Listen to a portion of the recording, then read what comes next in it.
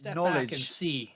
Yeah, and just think like look at what Nikita and BSG have created for so many people. Right. Like it's not just a video game. Yep. In many ways, like it's an escape. No pun intended. It's an escape for people.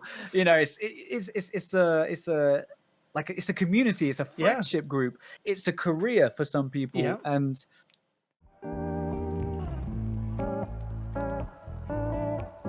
she's a beauty.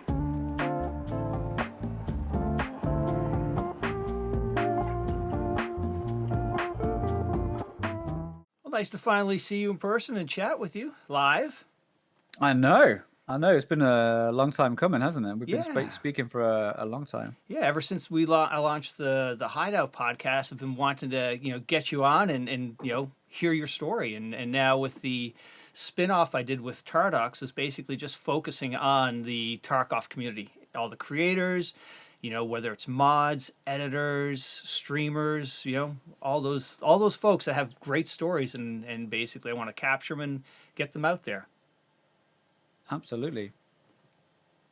Yeah, no, I'm really looking forward to catching up with you, and I think it's amazing that you've got this real focus on the content creators from the Tarkov community and stuff like that. And yeah, hopefully, I never really talk about myself. Do you know what I'm saying? Like I never really talk about myself.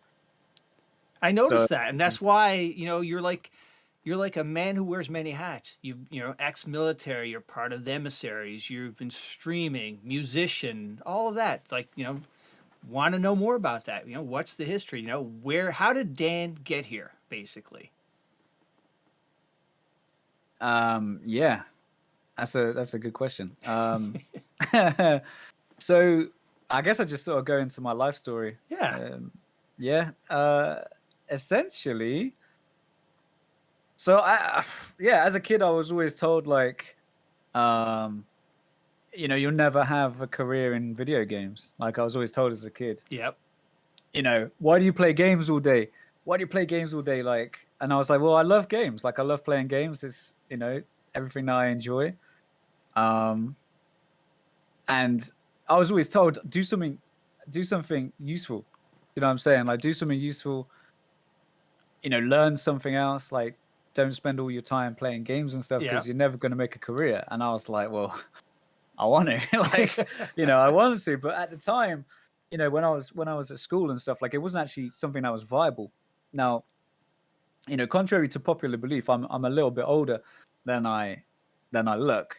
A lot of people think that I'm probably like early 20s and that sort of thing, but I'm actually I've turned 30 last year. Oh, you're still a young puppy. Jeez, I'm going to hit 50 this year, so you got plenty of time to catch up. I don't believe that for a second, mate. Yep, 72. I don't believe you. Dude, I remember going to Star Wars for the first time, seeing it in a drive-in, so I'm that old. Oh, well, like when it first released? Oh, yeah, 77. Wow, that must have been amazing. Yes, it was. Still, it's had an impact on me. Today as a dad and being able to bring my kids into Star Wars, and yeah, it's fantastic. But so yeah, you got a long way to go yet. You're only just cracked 30.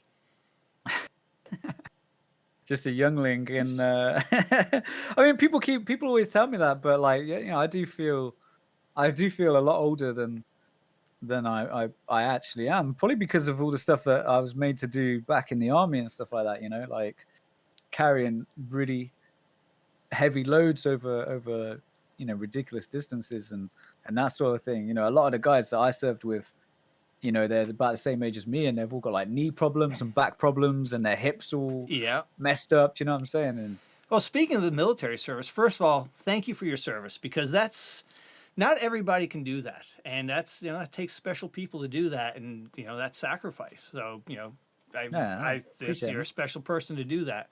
How did you get into the military? What made you decide I want to go down that path for a little while? Essentially, I didn't know what else to do with my life. Like I say, I was at school and I wanted to play games. I wanted to play PlayStation, but there was no career in that at the time, right? No career that people could foresee. We're going back like 14 years now, 15 years. which was what, like 2006, Yeah. 2007, something like, something like that. And back then there wasn't really, like, there was YouTube, but it wasn't really seen as a career from like my family, Right. really. And the school certainly didn't see it as a career. So it wasn't something that was viable. I didn't know what else to do. I was in the Army Cadets for a little while. Yeah. I joined the local Army Cadets just to do something, like just to get out of the house, because I wasn't the best behaved kid. I used to get in trouble quite a bit, like at school. I used to mess around and that sort of thing. And Army Cadets was like a way for me to get out of the house, like, because I wasn't really allowed to go and see my mates because I used to just get in trouble. Stir it up, yeah. And I was like, right, cool, I'll join Army Cadets then in that case. And it just sort of gave me like an idea of like the discipline involved, learning how to like prepare all your kit and being out on the ground and that sort of thing. Being out on the area and the training area and all that sort of thing. Like, I really enjoyed that. And, it got to the stage where, I was doing quite well at it, and got to the end of school, long story short. Yeah. And it was like, what do I do? Like, what do I do? Like, I'm coming up to 16 years old. I don't know what I want to do as a career. I don't know what I want to do as a job. I did okay at school. Like, I did music and drama at school, so like a lot of performing arts. I'm very, like, it didn't really make sense to me at the time. I didn't understand at the time, but now it all kind of makes sense. Like, obviously, like streaming and content creation is a lot of it is like performing, isn't it, in a way? Absolutely. So it kind of makes sense now, 15 years down the line. But at the time, I just wanted to mess around with my friends and play instruments and make music and that sort of thing. So essentially, I was just like, I don't know what else to do. The only life experience I've had that is transferable to a career was Army Cadets. So I was like, I'll just join the Army. And my dad was like, yeah, cool. I join the Army. Just make sure you get like a career out of it, like a trade. So I joined as a mechanic. And I just went from there, really. And I joined at 16, straight from school. Wow, 16 in the military? Yeah. So in the UK, we have like what was called a junior soldier kind of program. Yeah. And you join at 16. It was like 16 and 1 month up to like 17 and 2 months or something, that age range. And you got the opportunity to go and like, I've got like NVQ, which is like national qualifications and stuff. Like, I've got NVQs in engineering there. Yeah. They taught me a lot about like vehicle stuff, like very, very basic mechanics and that sort of thing. Like, before I went and did my proper mechanics training. It was essentially it was called the Army Foundation College. So it was a real mix between like basic training, like you did all your basic training there, which every soldier has to do, and like an educational side of it as well, where you learn skills, you learn how to do like workshop practices, engineering practices, like how to do risk assessments and all those kind of things, and it was great, man. Like I did that that was a year, so like that was a whole year of my life. It took me up to about 17. Yeah. And then I went to do my phase 2, which is mechanics. And that's basically where they taught me how to be a mechanic. They taught me how to drive. They taught me how to drive like heavy goods vehicles, like big lorries, trucks and stuff. And man, that was it. Like, I was 18 and I was like, yeah, let's go, man. It was. Now, how long were you in for? I was living life. Just under 8 years. Oh, shoot. So did you end up getting deployed too? Yeah, I did 2 tours, Afghan. Wow. I did 2011. So basically, December 2010. Yeah. To like, I think it was like May 2011. And then I went out there again 2013. July 2013, I was there for about 6 or 7 months. Came back just after Christmas, I think. Yeah. Were you prepared for that environment? Like I guess it's really a bit of a mixed environment too. Like sand, cold, everything like that. Yeah, I mean, nothing can really prepare you, man. Like, we didn't do any. We were supposed to do acclimatization training and stuff like that, but because I was part of an air defense regiment at the time, and because it was so soon for me joining the regiment to go in and deploy and on tour, like there wasn't very much time in between joining and then getting that training, like Yep. pre-tour training. Like I didn't do any pre-tour training or nothing really. Holy crap. They sent me to Sweden for a month, and I guess they just penciled that in as my acclimatization training. Like this was in like April. Oh, I went excellent. to Sweden for a month, and like it was fucking cold, man. Oh, It's pretty cold, to be honest.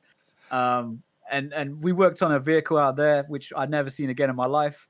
So they sent me to Sweden for pretty much no reason, and they Yeah. were like, "We're shipping, we're sending you out to Afghan, man. Like, tell your family that you're heading out, and good luck, crazy. man." Yeah, it was It was interesting to say the least. yeah. Thinking about it now, it feels like a different life. Do you know what I'm saying? Because I've been so like focused and so like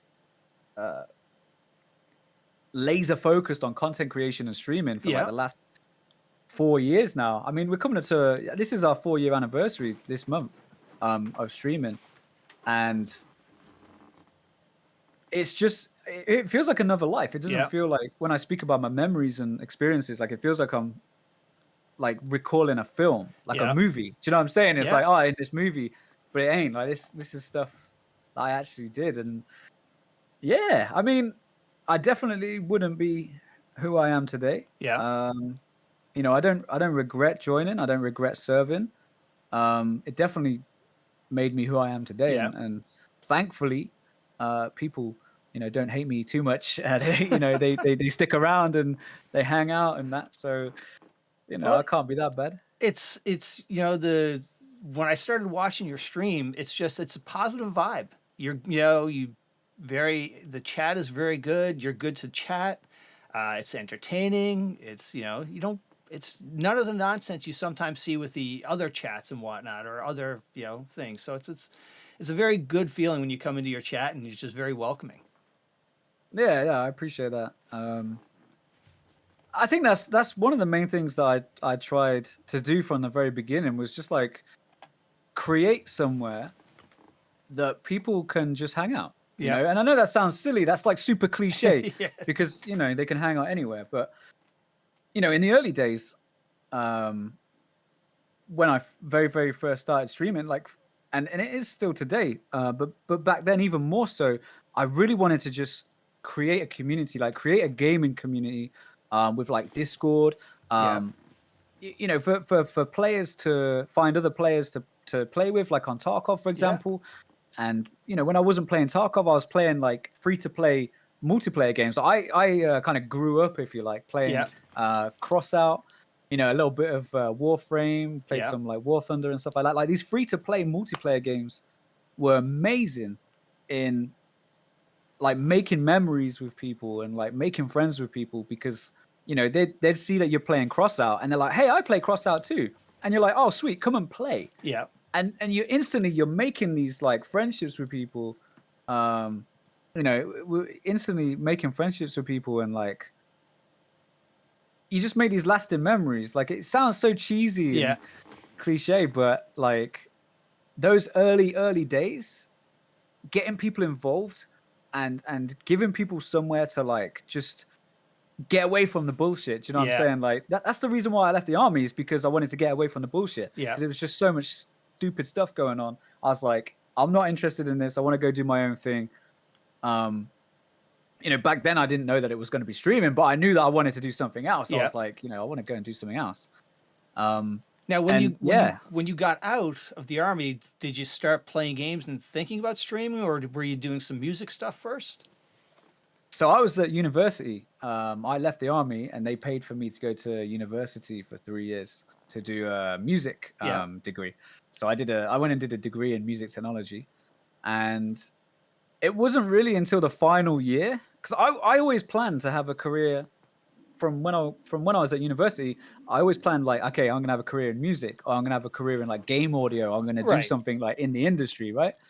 And it wasn't until the final year, and I think most university courses have to do that, at least in the UK.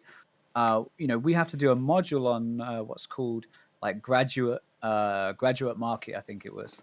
And it was like, go and find 10 jobs that would be suitable for you as a graduate. And in my experience level, And at the time, you know, there was absolutely nothing. I couldn't find 10 jobs, let alone 10 jobs that were suitable. Do you know what I'm saying? Yeah. So there was like 3 jobs. There was like 2 in London, and I think 1 in France that would have been suitable. And I was like, I'm not moving to London, first of all. Not going to happen. And I'm definitely not moving to France. You know, I don't mean, no offense to my French, you know, the French community members. I don't, you know, it's not for me. Like I'm very much, I like my creature comforts. I grew up in the UK. You know, I like my creature comforts. I home know is what home. it's like here, you know? Yeah, exactly. That's me. Now, did you play? Oh, sorry. I was just gonna say, like, I was just like, shit, what am I gonna do? And that was when some of the guys that I was playing Tarkov with at the time, because I was playing for Tarkov for 3 months before streaming, and like, I'd never played on PC before. My brother had showed me this game, Escape from Tarkov, on YouTube back in like 2016. Yeah. And I was like, oh, what's this game? Like, is it on console? You know, because I was obviously didn't have a clue back then. I was like, oh, is it on console? And my brother was like, nah, it's only on PC. And I was like, oh, I'm gonna have to get a PC then, because I really wanted to play this game. And I had some like student loan left. Yeah. And I was like, yeah, you know what? I'll treat myself. You know, I've worked hard for 3 years at uni. I'm gonna buy a PC, and I'm gonna play Tarkov, like, just for fun. And literally, like a month or so into playing Tarkov, a couple of the guys I was in the Discord with, they were like, "Hey Dan, have you ever heard of Twitch? Or like, have you ever considered streaming?" And I was like, "No, what's that?" I was like, watching someone play a game. Like, hey, you know, I'm not gonna do that. I'm not gonna go and watch somebody play a game. Like, that's silly. You know, why would I ever do that? So I started streaming anyway, because like they basically like peer pressured me into it. They was like, come on, start streaming just for fun. Like it's you know, it's a social thing. I was like, yeah, okay, sounds good. I started streaming, and then like 4 years later, I'm still here. So, that's fantastic. So, no, that's the initial reactions. Like, you know, when I found Twitch and started like, why am I watching streamers? But then there's a social interaction. You know, you're chatting with, you know, whoever's, you know, on stream, and it's an entertainment. You know, depending on the game you want to watch, it's just it's a different level. And you know, a lot of the older people of my generation, and they don't grasp that yet. And when I talk to them, people are making livings out of this, and you know, it's just the way things are turning nowadays. Absolutely. Yeah, like my parents were like, you know, you're gonna have to get a job. You're gonna have to, you know, get a career in something. And I was like, I want to play games, and it wasn't until like, you know, 15, 20 years later that this actually happened.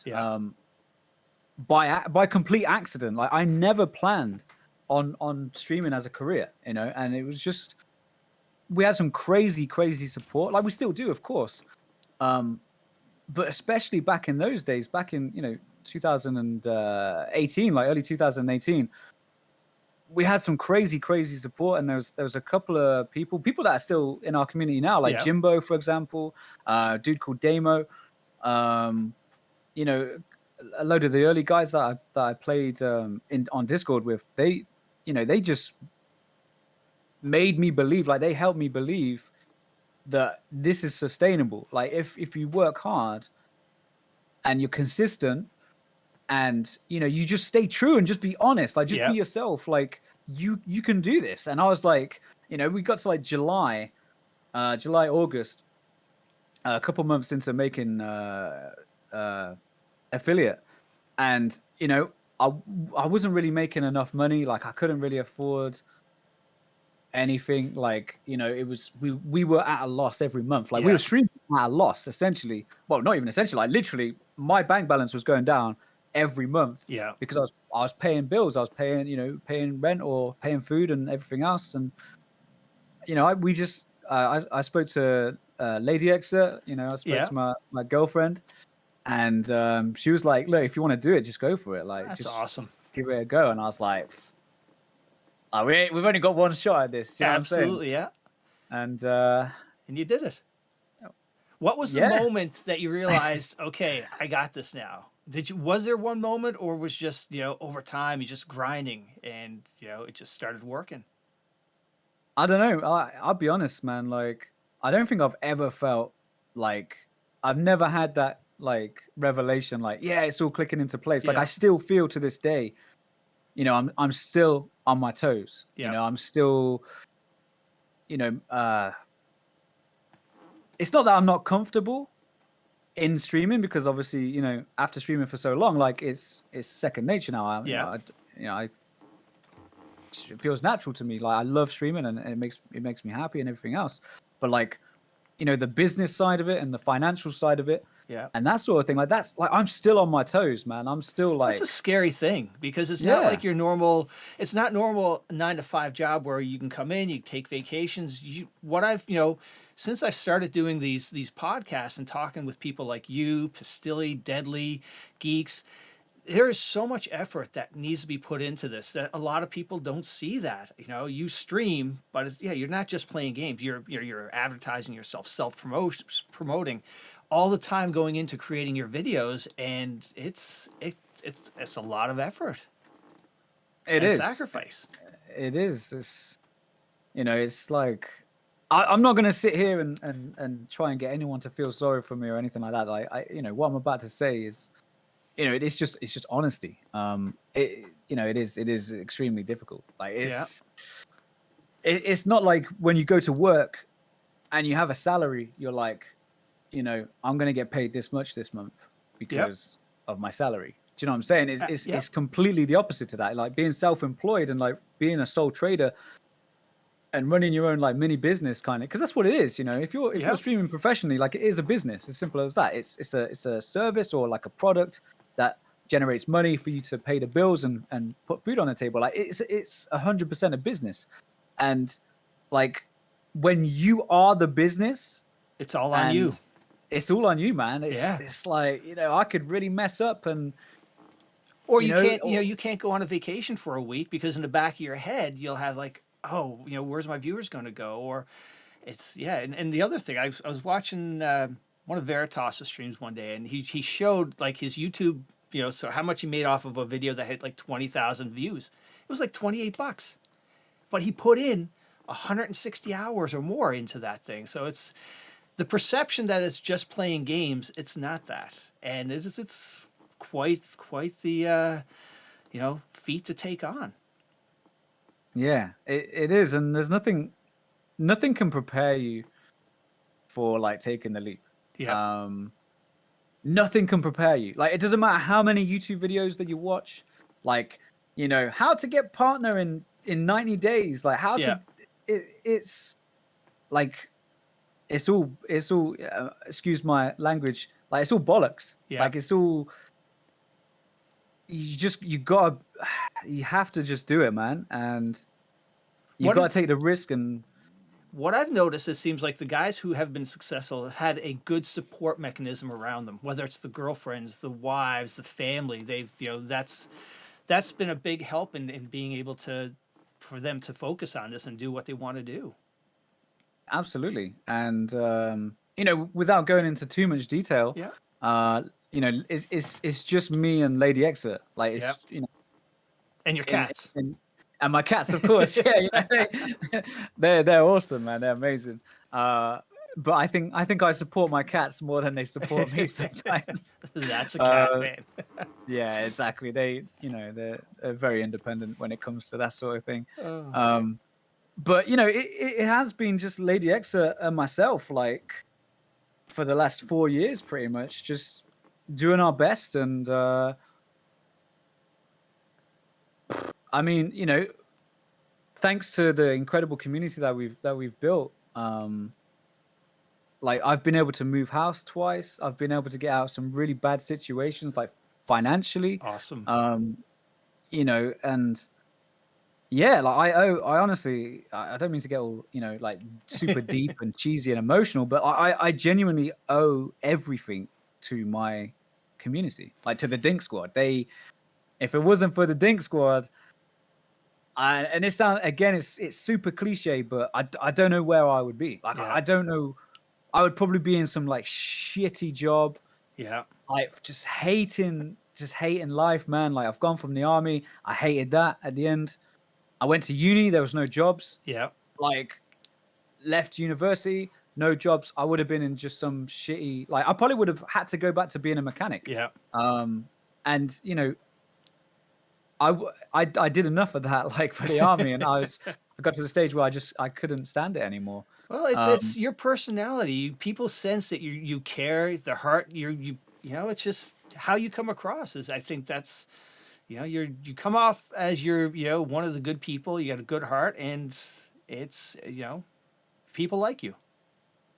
No, I appreciate that, man. Yeah. Yeah. Well, just ask your Dink Squad. You know, they're lighting up chat right now. You know, so Killing it, man. They're amazing. No, they're amazing, dude. They really are, and you know, they keep me in check as well. You know, they make sure that I stay myself. You know, people in general. I know sometimes people do some silly things and stupid things, but like generally speaking, people aren't stupid, and like they will see straight through you, man. Like when somebody's fake, when someone is you know, if I was like putting on a personality, man, I couldn't have.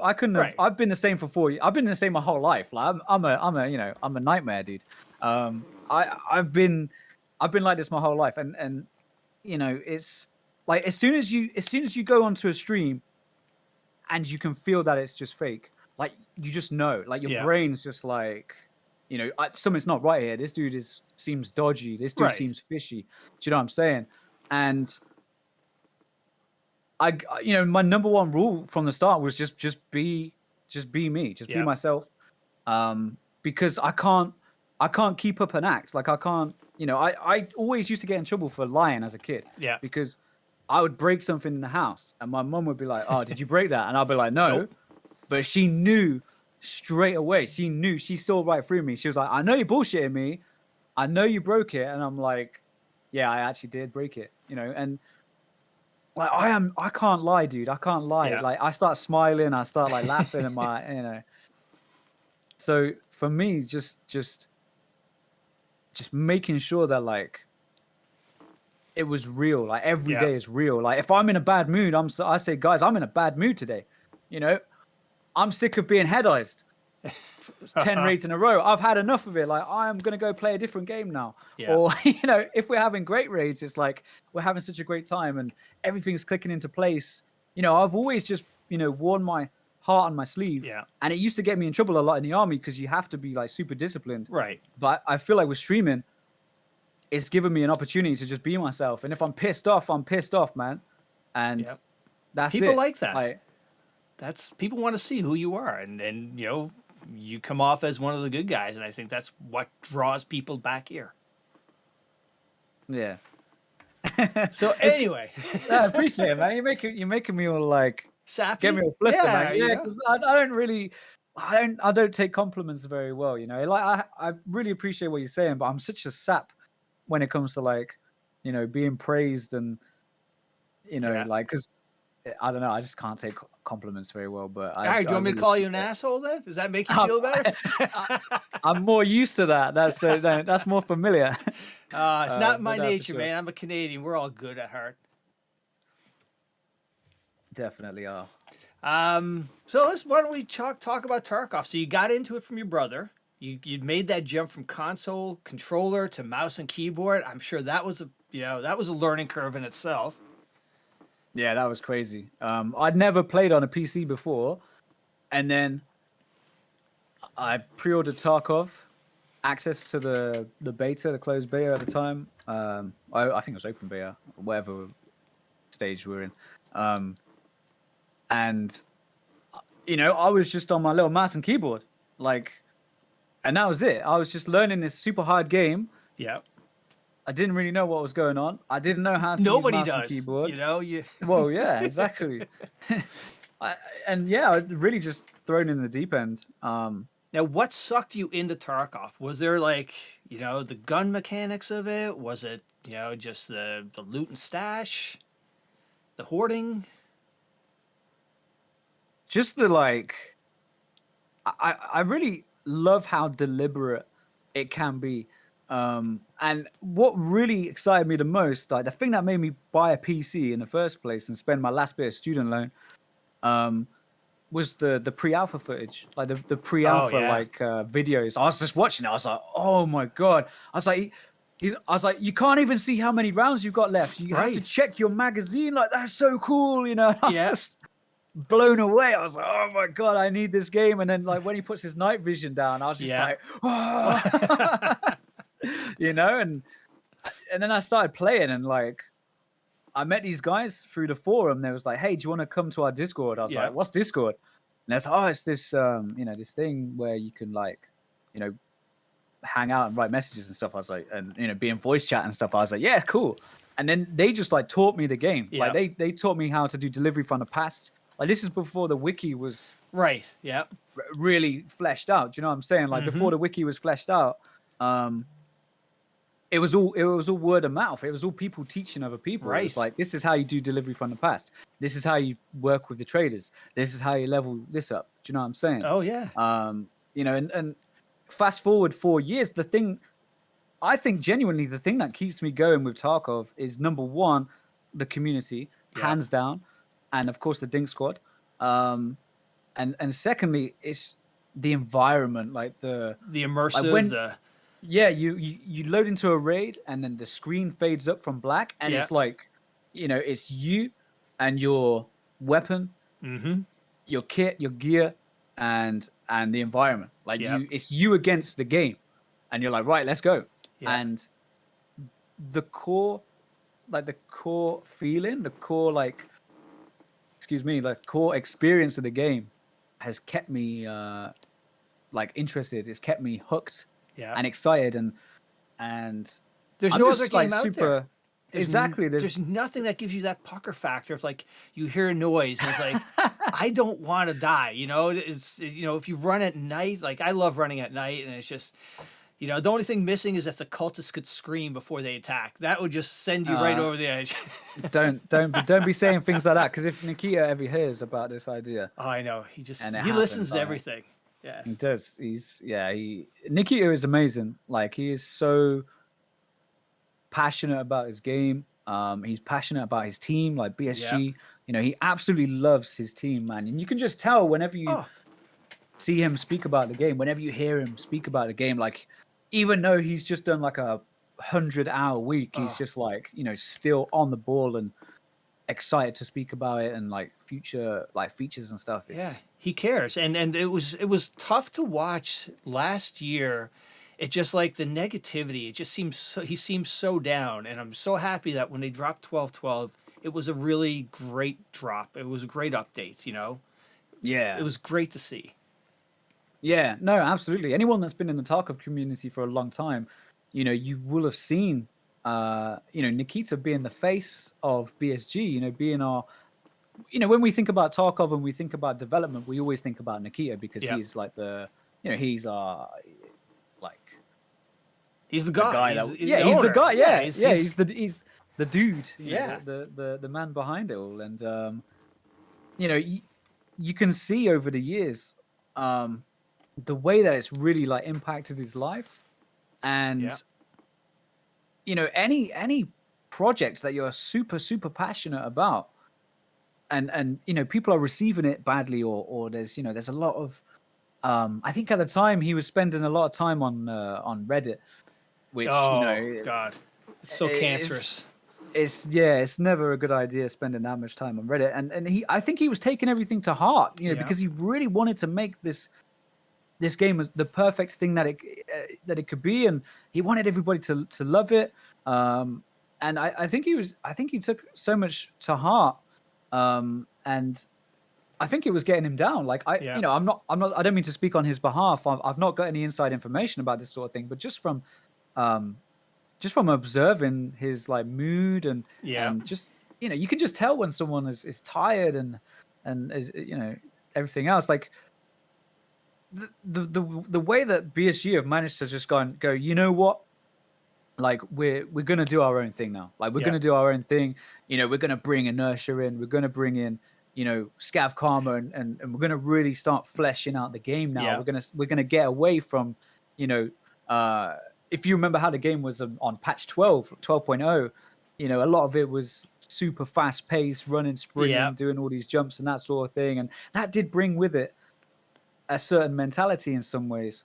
I remember going into labs and running into people who had like weapon cases in their backpack, and they could just, you know, I'm so glad we're past those days. Oh man. Absolutely. Absolutely. And this kind of mentality is still kind of hanging on in a way, but I genuinely feel that the game is moving back towards its roots. And the reason why I'm bringing this up is because I genuinely feel that BSG and Nikita as well, like I genuinely feel that they are happier with like how the game feels. Like, Yeah.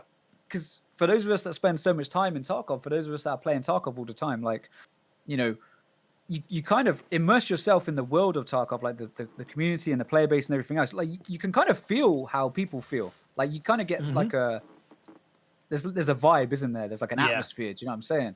And you know, it's great to see that BSG now, like I genuinely feel that they are a lot more happy with the game. Obviously, it still has technical difficulties, technical issues that that's any game. Anything in development. Exactly. You know, especially a game that's in development still. Oh, and that's the thing that I hate the most. People go, oh, when's it coming out of beta? Oh, it's still in beta? Yeah, it's still in beta, but you know what? It is one of the best games that you can play. I've got, 1,000 hours into this thing. So it's just fantastic. So yeah, it's in beta, but so are a lot of other games that took a long time. Exactly. I think there's a lot of pressure there's a lot of pressure from outside sources. Oh, it's been in development now for 6 years or whatever. Like, why isn't it done yet? And it's because it's not done yet. Right. Like his vision is not complete. Yeah, it's not ready to be. When it's done, they'll say it's done. And like you were saying, that vibe, a good vibe about the game was, after 12.12, the VoIP, everybody was excited. It was just going so good, and that was like a total, like a switch. All of a sudden, it's a good thing happening in the community. Yeah, it does feel really, really good. Because obviously, content creators especially, and players that play a lot, it can get you down, man. Like it can get you down. If people are just being negative all the time and people are just like grinding you down, and they come into the chat and they're saying like, "Oh, talk off shit," and all this sort of thing, and obviously, I'm fairly mentally robust. Like I can take a lot of shit. You know what I mean? I've had to in the army. I've had to with stream and content creation and all that sort of thing. But after a while, even so, it can start to grind you down a little bit. And people coming in saying that the game is shit, and all this sort of thing. I always do my best to be professional. I've always tried to be professional and deal with people in a professional way, as well as in like an empathetic way. Like if someone is saying, "Oh, the game is shit," like I'll always try to like find out why they feel that way, because we all say things when we're frustrated. Oh like, yeah. Oh, I hate this game. Oh, I hate weapon malfunctions or whatever. There's always like an underlying reason for that. It's once you get away from that emotional response, you can really like understand why do they feel this way. Oh, because they keep running into cheaters, or they keep they feel like they're running into cheaters, or they feel like they can't get ahead. They keep getting killed. They keep that sort of thing, and that's frustrating them, which is causing them to react in this way. And I've always tried to deal with people as professionally as I can, but sometimes, mate, there's been times where I've really wanted to just say to someone like, some bad words,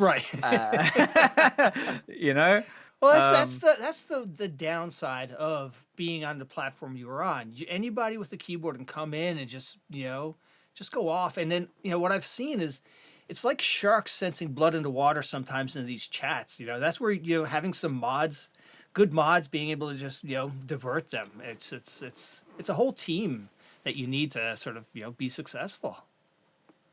Absolutely, the mods, our mods, they do an amazing job when they're not asleep. They tend to sleep in, and I sometimes have to take matters into my own hands. Yeah. No, but for real, they're absolutely amazing, and they don't get paid. They don't get paid for helping out, and I wish, I genuinely wish I could. Like if in the future, perhaps, don't quote me on this, guys, but in the future, perhaps if the channel ever gets to a stage where I can start, literally employing people, that would be amazing. Like that would be so cool. I would love to do that. I would love to, I would love to be able to pay all of I'd like to pay everybody just to say thanks for being here. Yeah. Like, I do giveaways, you know, I give away stuff in the game. I Yeah. do giveaways from Friday Plays who sponsor us with games every Yeah. week to give away. You know, I do my best in that way. But But people if I don't could, come. you know, People don't come here to get this free stuff, you know. And your mods don't do it because they're not, you know, because they want to get paid. They do it because they enjoy it. They enjoy the vibe. You know, the Dink Squad. yeah, yeah. I hope so. Yeah, I hope so. It can be quite easy to just, you know, like I said, I'm laser focused. Yeah. I'm just constantly just like thinking about streaming. When I'm trying to sleep, I'm thinking about streaming. I'm thinking about that stream that we just had, Yeah. and then I'm thinking about the next, like, tomorrow's stream. You know, and it's when you're so laser focused, it can, you know, I feel like sometimes I don't outwardly express my appreciation for our mods Yeah. and for BSG, of course, for the player base and for our community, for the Dink Squad, for people that, you know, leave a tab open, people that lurk for us, and Yeah. chat away and ask us how the day's been. Like, you know, I really appreciate everybody. You know, I'm saying it now, like you know, and yourself, of course, giving us the time of day and wanting to come and chat with us. Like, it's amazing. Like, it's been such an amazing opportunity. Just you know, and it all stemmed from seeing that trailer on YouTube, man. Like with the night vision. Well, this, you know, that goes back to something you know, I like to talk to the guys who've been successful, the people who've been successful. Do you think Nikita has any idea of how many people he's impacted who've been able to make careers and just, you know, you think about everybody, the Pastilles, yourself, Veritas, they've made a living out of Nikita's vision. I think it's so cool, and I hope he you know, he feels that, or he knows that, because he's positively contributed to a lot of people's, you know, success. I absolutely agree. I hope so too. I mean, you know, if I think Nikita's like a super humble guy. Yeah. You know, whenever I've had the pleasure of speaking with him and, you know, interacting with him, whether it's on like the circles chat, Yeah. the Telegram chat, or in podcasts or wherever, you know, he's always super humble and like really down to earth and really chill. But I absolutely hope that he at least he's been told. I hope he's been told. If he hasn't, I'll tell him myself. But I hope he has some kind of like He can take a step back and knowledge. see. Yeah, and just think, Yeah. like, look at what Nikita and BSG have created for so many people. Right. Like, it's not just a video game. Yeah. In many ways, like it's an escape. No pun intended. It's an escape for people.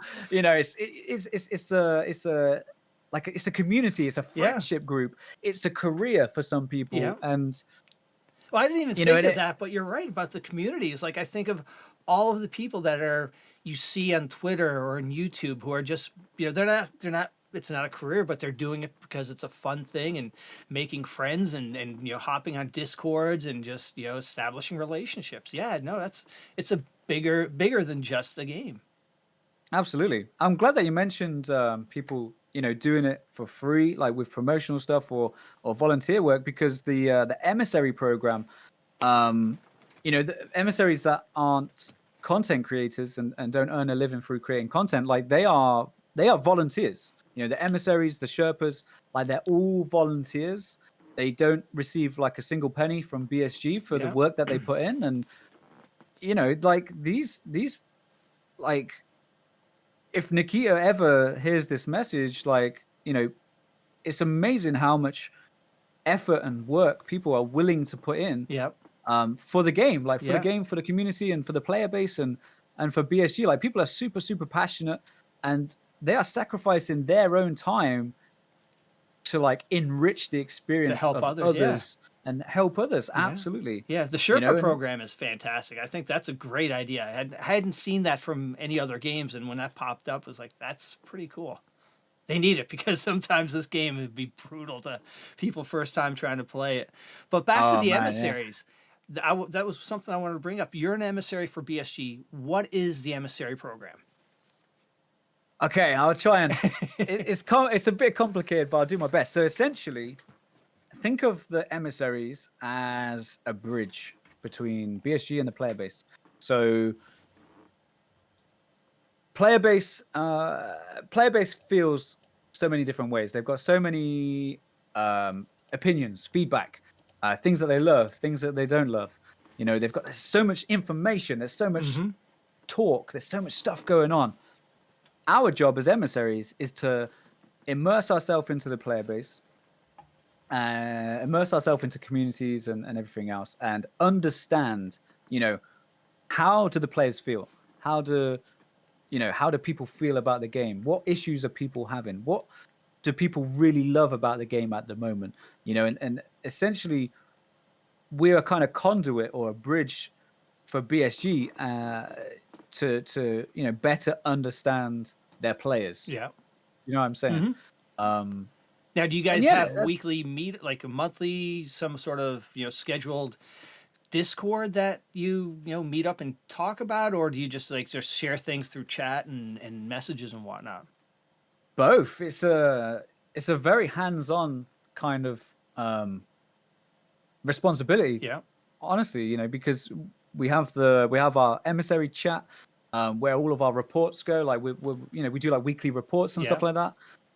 Reporting on, you know, positive things about the game that's being brought to us, negative things about the game, you know, technical issues, how are the players feeling, you know, good and bad, because it's all important feedback. It's important that, you know, BSG get feedback and they understand, okay, the players are really loving this, you know, they love VoIP, they love inertia, or they don't like VoIP and they don't like inertia. You know, there's you know, there's so. And now more than ever, the player base is so diverse. There's so many people playing Tarkov from all different backgrounds that there's so much feedback. There's so, like, it would be impossible for BSG to like understand how their player base is feeling without, you know, doing their own kind of like polls and stuff like that, which of course they do from time to time. But with the emissaries, you're a vetted, you know, trusted resource.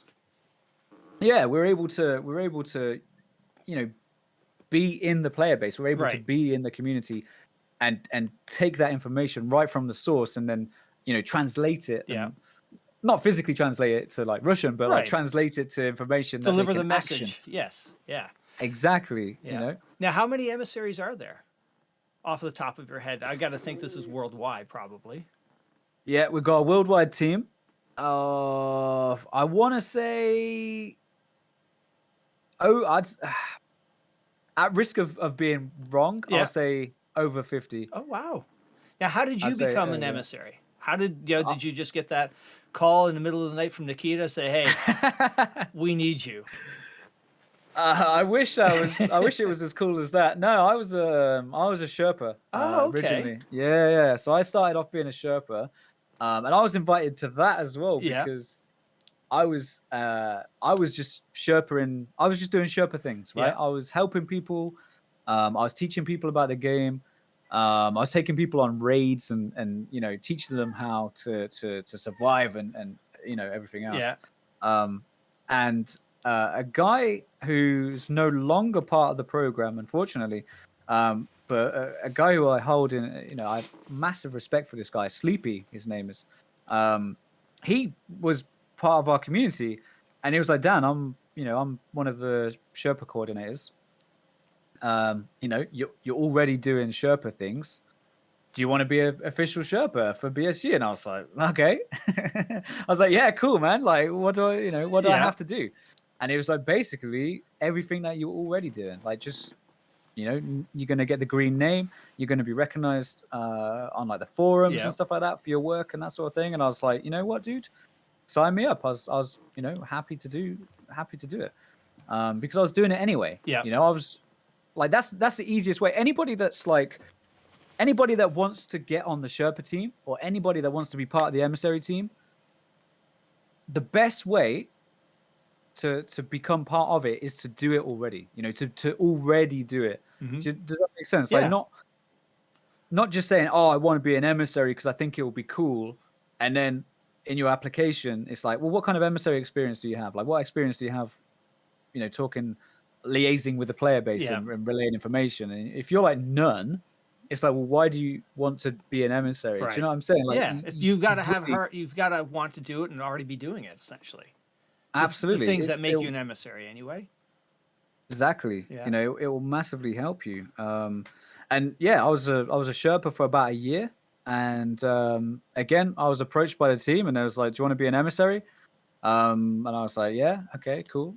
Because, you know, we're basically doing emissary things already. I didn't have the contacts at BSG at the time. I didn't have like a way to communicate as directly Yep. with the devs at the time. But I was still taking feedback from our community. Like, Yep. I understand, you know, because I'm speaking with the Dink Squad. I'm speaking with like all different players throughout the day. Yeah. You know, I have like I absorb all this information. I kind of understand how different players feel. Yeah. So I already had all this information and experience about, you know, taking feedback from the player base. So yeah, I was approached. They said, you know, do you want to be an emissary? You know, do you want to step up your game and you know, represent the UK with Iron Fists, Philbo, and Yeah. Walker? And I was like, yeah, dude. I was like, let's go. And That's how it is. that's how it is, man. And Excellent. you know, I've never stopped. Like, And then we look at yeah. Christmas, and here you are. You had a you know, sit down with General Sam and Dr. Lupo. Man, that was crazy. Now, did you know? Have you watched General Sam's videos before you had the chance? No, Oh, you I had was, no idea of his humor. And, I was oh. completely not prepared for Yeah. General Sam. You know, Nobody is. no, exactly. Both Yeah. Dr. Lupo, General Sam, amazing guys, amazing content creators. You know, super intellectual, very intelligent guys. Yeah. Really nice, down to earth dudes. But Sam is like, Yeah, he had. I don't know if he has a podcast called the Forehead Fables podcast, and I remember listening to one of the podcasts, and they're not kid friendly by any means, and they were talking about, oh yeah, I'm being asked to go on some podcasts, and they're like, yeah, you're going to do everything possible to take it away. It's like, oh God. And then I heard that you were, you know, you were going to do the pod with it. It's like, oh my God, poor Dan. But it was a great pod. it was. I had an amazing time, Yeah. and we've gotten, you know, a lot of great feedback. It was fantastic. Yeah. It was an amazing experience, and you know, I feel like Sam and I are very much polar opposites. Like, I'm a super, you know, straight down the line, Right, serious guy. I'll always be professional in that way. And Sam, he's just like, "Rah!" You know, this just whirlwind of you know, excitement and humor and you I was know, like, he oh my really, God, it's like I can almost see in the back of your head, it's like, oh my God, am I going to lose my Twitch account here? yeah, I'm like, oh shit, I'm gonna get in so much trouble for this. But no, BSG loved it. Like, they, Oh, you know, yeah. I was speaking with Dimitri Yeah. and Garfield after the interviews, and they loved it. You know, Oh, they it were was great. Yeah. so happy, and I'm not 100% sure about the Dr. Lupo interview, but I imagine it was probably the same. Yeah. After the General Sam interview, they were saying like everybody in the studio was you know, the guys that were on their break at the time, like Yeah. they were watching it and they were enjoying it. They was really enjoying the show, and you know, they had a great time. Like, it was an amazing experience. Like, I never ever thought I would get an opportunity to speak with these two dudes, man. Oh. They're like heavyweights. Do you know what I'm saying? Like, Absolutely, yeah. Like these guys the are cream of legends. the top right there. Yeah, absolutely. Exactly, Like, yeah. man. And there's little old me just like, how did you get into Tarkov? You know, Yeah. like, just absolutely bricking it. But it was amazing, and I would do it all again in a heartbeat, Yeah. man. Like, if BSG ever turned around to me and said, like, you know, do you want to interview someone else? Like, do you want to interview some, you know, do you want to do it again? I'd be honest straight away. I'd be like, yeah, of course. Yeah. Like, I have pretty much zero experience when it comes to like podcasts Yeah. and interviews and that sort of thing, but it's such a fun and exciting atmosphere to be in, because It it's is. just like it's live, it's now, it's Yeah. happening, and it's you know, it's not like some scripted pre-recorded thing. Right. It's you got to be on your toes, man. Do you know what I'm saying? Yeah, absolutely. Yeah, it was, yeah. Now, speaking of Christmas, that I thought the Christmas events were fantastic. They were all, Santa, the airdrop. The airdrops was a great surprise, and then just getting the new map, the civilian flea market. So much good things happened over Christmas. I agree, 100%. I think with regards to Santa, at the very least, there's been a lot of mixed. The karma. Mixed feedback. I mean, I killed Santa like 3 times. I'm not gonna lie, I killed him 3 times. Every single time he ran at me, like I am holding no responsibility. I never set out to kill Santa. I promise, like hand on heart, right? But I was one of the unlucky guys that You killed took him. the hit. Yep. Yeah. I mean, I don't know if you saw Nikita's tweet. I think it was last week or so. He said that the lowest fence rep was like minus 118 or something. Oh my god! I was like, gee, somebody went Santa hunting. That's not exactly. There's no coming back from that. No, that's the Grinch right there. Oh man. Yeah, absolutely destroyed Christmas. There's been a lot of mixed feedback about the Santa thing. Obviously we had the fence tasks over the last week or so. Yeah. To help people kind of regain a little bit of rep. Which and that itself, that's received like mixed reviews as well. That's received mixed feedback. Yeah. Why are they allowed to be a bad scav and then get their fence rep back? And it's I just guess back to zero. It's I don't know. I mean, it's not the end of the world. No, I mean it's back to zero. How much fence rep did people actually get back? Like, was it 3 or 5, maybe something like that? I don't know. I don't think it was a massive amount. Like, I'm not 100% sure. Hopefully, someone in the chat can help us out and let us know. Yeah.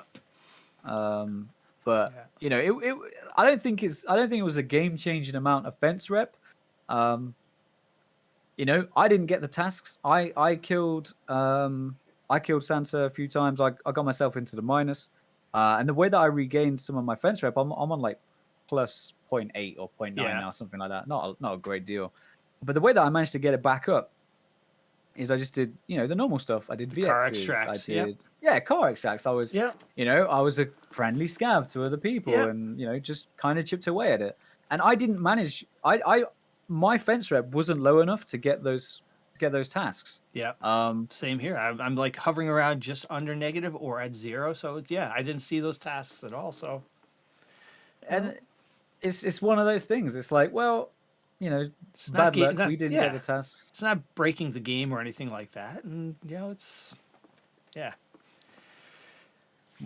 I hopefully we can move forward from this and sort of learn. It's all a learning experience. For myself. Yeah. Emissaries, BSG, if we see that like this is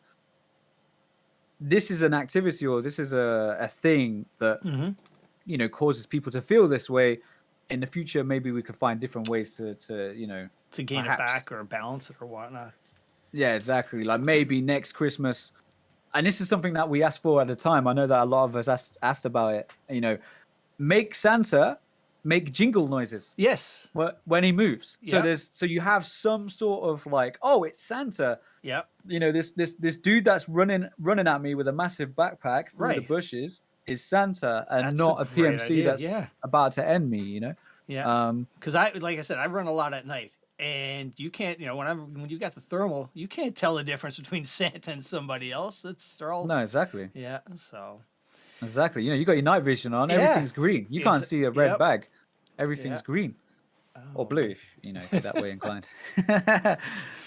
So now, with all your streaming you've done, starting from with your YouTube content and whatnot, looking back on things, what would you have done different? Is there one thing along the way that you would have, zigged instead of zagged? I definitely would have put more focus on YouTube. That's what I keep hearing, from Pastilli, from Jesse. That's the common theme. Yeah. Unfortunately, with Twitch, there's pretty much zero discoverability on Twitch. There's just none. There's nothing. Yeah. There's 2 ways to get discovered on Twitch. And essentially, when you go to the directory and you can like sort by, I think there's 3 categories. There's sort by viewers. Yeah. No, I think there's maybe 4 categories. There's like sort by viewers, high low, and then there's sort by time streamed on that session itself, high low. I think. Correct me if I'm wrong, guys, of course, but I'm fairly certain they're the only 2 categories that you can be discovered. So basically, on Twitch, you're going to get discovered if A, you have 0 viewers, or B, you have the most viewers. Yeah. You may have a chance to be discovered for a very short time when you've just gone live. Yeah. And you have a chance to be discovered if you've been live for like 23 hours. Like for everybody that's between the sort of 3 and hundreds, when you get onto that sort of front page, you kind of start like that's the only real way on Twitch in my experience to get discovered is by being on that top line. Like if you're not on that top line of streamers when you open the Escape from Tarkov directory, you're probably no one's going to come to your stream. Like it's not 100% but nobody's true. going to nobody's going to toggle down 2 or 3 pages to to find you. It's, no, of course not. They'll look at the top line. Right. Oh, Pestily. Yeah, I recognize that name. I'm going to go there. Or Landmark or Clean or they're going to go to one of the already really well established names. Now, of course, these guys worked incredibly hard to get where they are, right? Yeah. And a lot of that work was done on YouTube. YouTube is by far I'm not going to say easy. I'm not going to say the word easy at all because I don't think that's a fair description. But it's a lot more, has a lot more discoverability potential. Yeah. Like when you make a video and it's a great video, whether it's informative, entertaining, or a mixture of, or, you make this amazing video. You get 100,000 views on that. That's 100,000 people that have clicked on the video, potentially seen your name. Yeah. And, there'll be a click-through rate, like there always is. Yeah. A percentage of that 100,000 people will come and see how you're doing on Twitch. Right, yeah. That's why the shorts are a nice thing. You throw out a few shorts, you never know. One could hit, and then next thing you know, that will bring people over. Absolutely, 100%.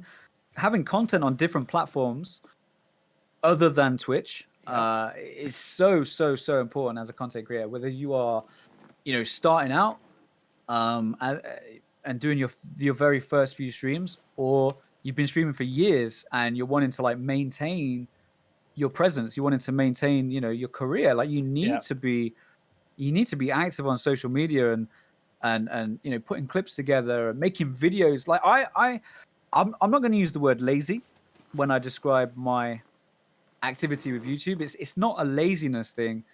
It's more, for me personally, I've struggled massively. I've really struggled to create content for YouTube that I'm happy with. Yeah. And as a creative person, I've got a background in music. I've got a background in, in content creation, that sort of thing. Like, especially from my music background, if I'm not happy with like a song that I've made, like I don't want anybody to see it.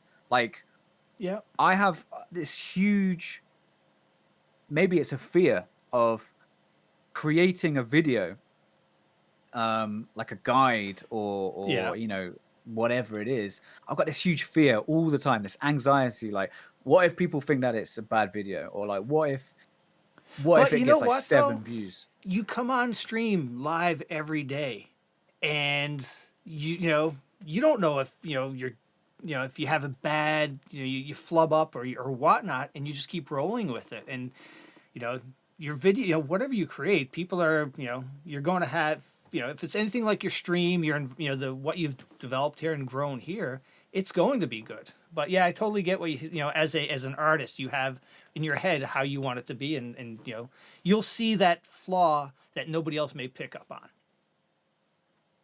Yeah, and I think that self-consciousness has like really held me back when it comes to YouTube content creation, because you know, people are always looking for guides. People are always looking for the most up to date. You know, how do I make the most money? How do I, you know, how do I navigate a certain map? How do I get to level 42 and max out my traders? Like, and it's tricky because there's so many like amazing content creators who already have these topics covered as well, and it can be very daunting. And you kind of think to yourself, well, there's no point in me doing a video on making money, or there's no point in me doing a video on how to play customs, because you know so many content creators have done such an amazing job at already doing that.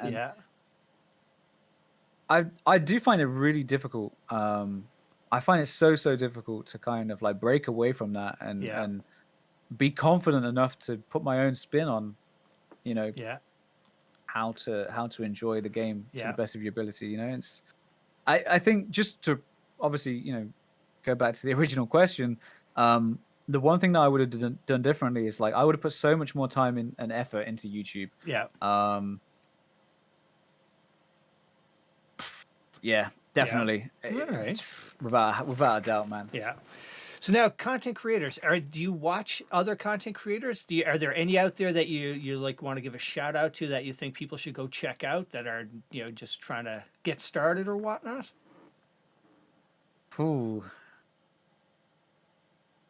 Anybody in the emissary program that you like? Yeah, this is a diamond in the rough. Go check them out. They're pretty cool, pretty funny. Or I'd say I would definitely recommend going and checking out Swamp Fox. 100%. Swamp Fox is an amazing content creator. Like he's got a really nice voice.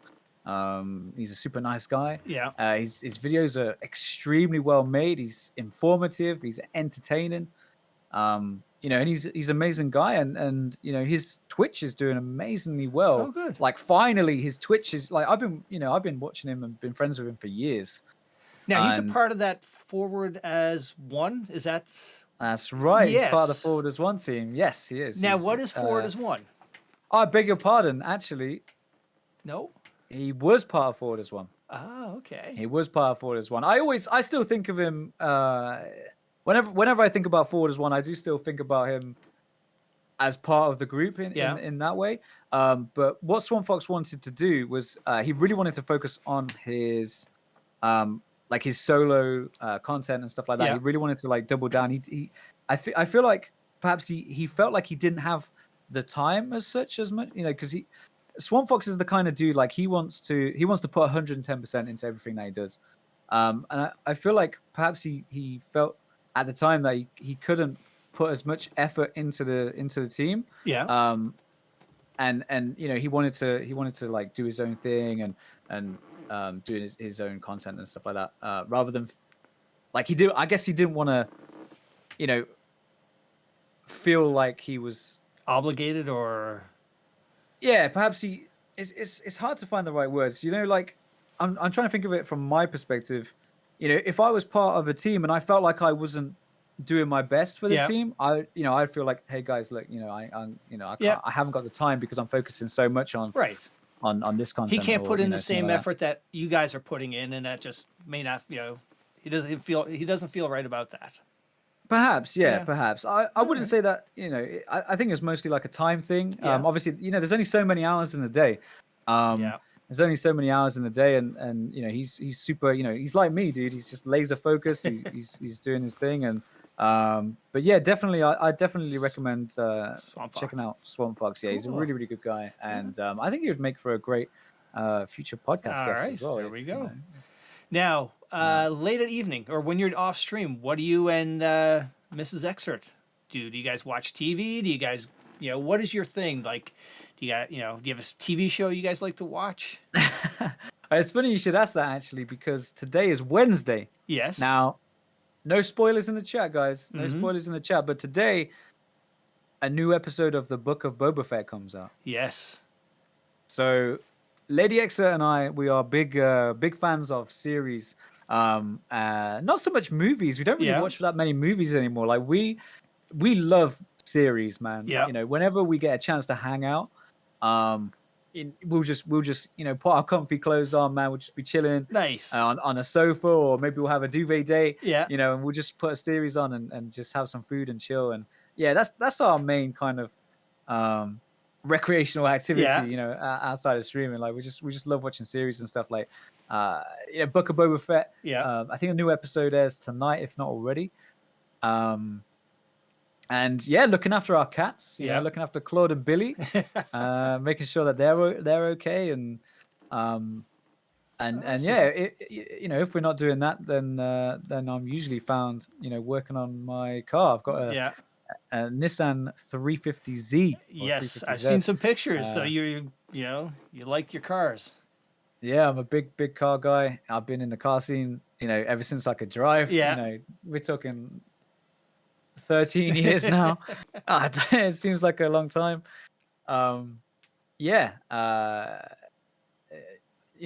It's content creation is massively time consuming. Yeah. And you do find yourself working 12 hours a day. Oh, I bet. And it's as simple as that. You do a 6, 7, 8 hour stream, and then you do social media clips for an hour or so. Yeah. And then you have some food, and then you're posting on Twitter, you're interacting with your community in Discord, Right. you're interacting with the player base on social media, and then you go to sleep, and then you wake up and you do it all again. Yeah. It can be extremely time consuming. Yep. But it is extremely important whether you're streaming to a few people each day, or Yeah. 1,000 people each day, or whatever side of content creation you're in. It's like anything, you need to.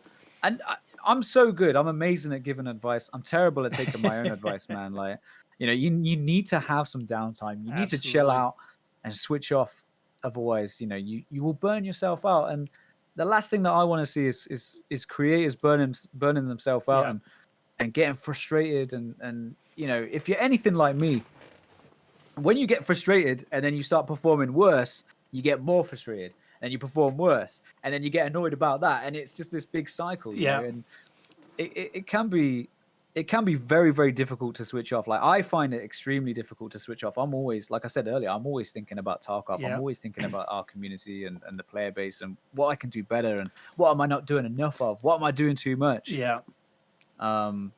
It's so important to find something that you can, even if it's just like playing Car Mechanic Right. Simulator or playing Halo or something, Yeah. just like off stream, just have something to, To to separate. get away. Yeah.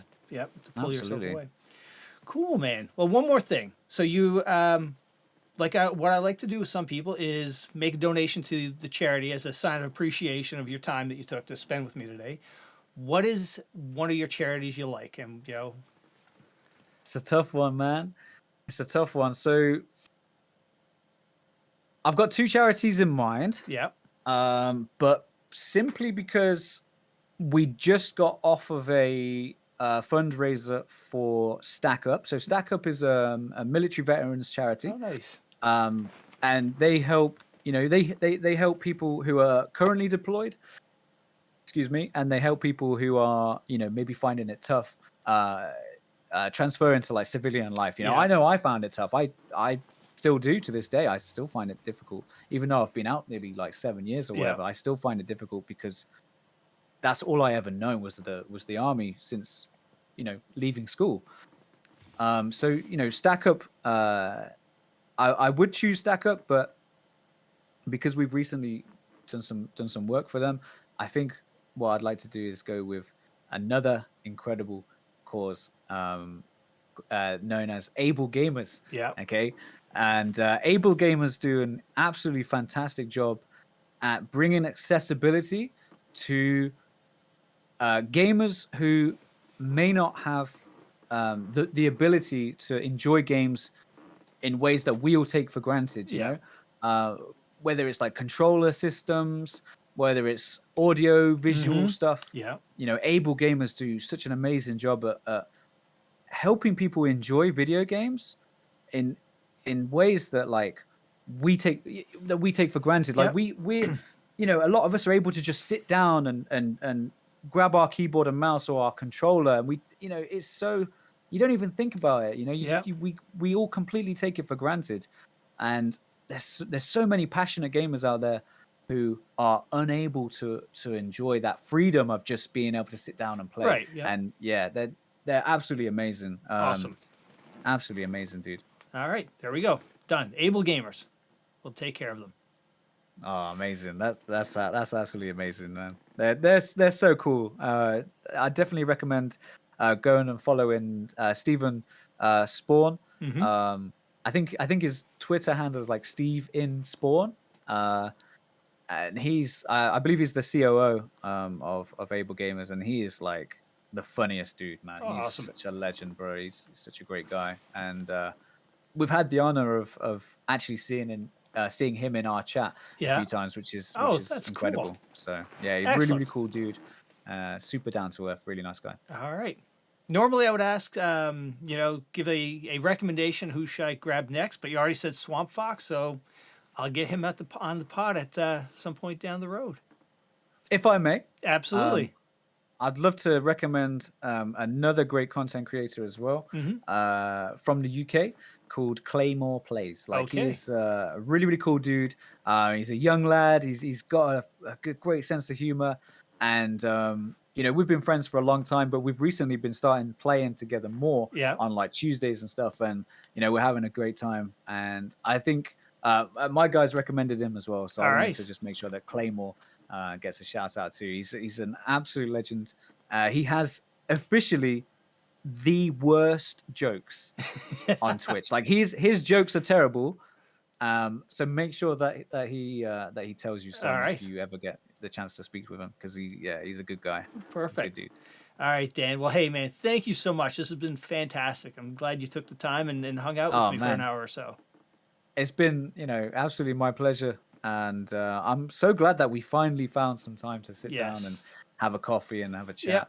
But dude, from content creators, all of us who have had the pleasure to speak with you, you're doing an amazing job. I think you're doing an absolutely awesome job. I've always said this, like not enough people are sitting down and just chatting. Yep. Podcasts are so good, whether it's about an individual or a team or a game or a community. Like podcasts and chats and stuff like that is so good. Yeah. Such an amazing way to like get to know each other better. And I'm really appreciative and thankful of you taking the time to like reach out to me. And cool. It's been great to finally put a face to a name sort of thing, Yes. All right, man. Well, hey, you have a great evening over there, and we'll chat soon. You too. Thank you very much. I'll catch you later, dude. All right. See you, bud.